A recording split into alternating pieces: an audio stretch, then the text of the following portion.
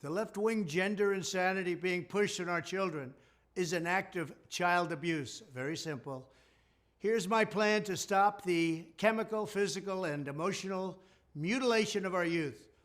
On day one, I will revoke Joe Biden's cruel policies on so-called gender-affirming care. Ridiculous. A process that includes giving kids puberty blockers, mutating their physical appearance, and ultimately performing surgery on minor children. Can you believe this?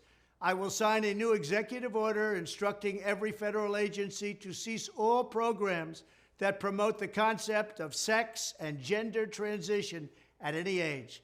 I will then ask Congress to permanently stop federal taxpayer dollars from being used to promote or pay for these procedures and pass a law prohibiting child sexual mutilation in all 50 states. It'll go very quickly.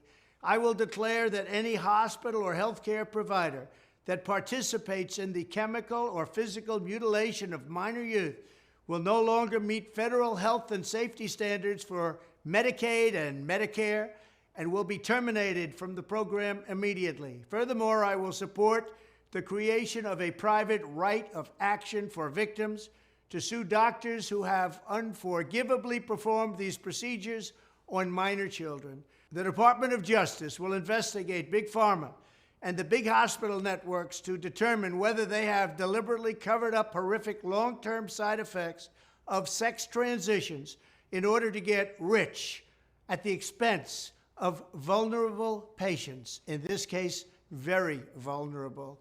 We will also investigate whether Big Pharma or others have illegally marketed hormones and puberty blockers, which are in no way licensed or approved for this use.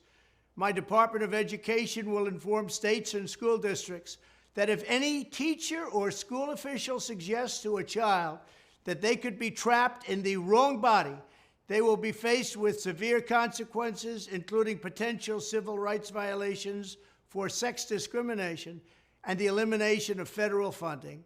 As part of our new credentialing body for teachers, we will promote positive education about the nuclear family, the roles of mothers and fathers, and celebrating rather than erasing the things that make men and women different and unique.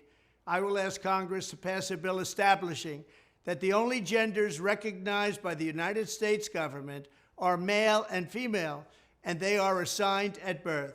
The bill will also make clear that Title IX prohibits men from participating in women's sports, and we will protect the rights of parents from being forced to allow their minor child to assume a gender which is new and an identity without the parent's consent. The identity will not be new, and it will not be without parental consent. No serious country should be telling its children that they were born with the wrong gender, a concept that was never heard of in all of human history. Nobody's ever heard of this, what's happening today. It was all when the radical left invented it just a few years ago. Under my leadership, this madness will end.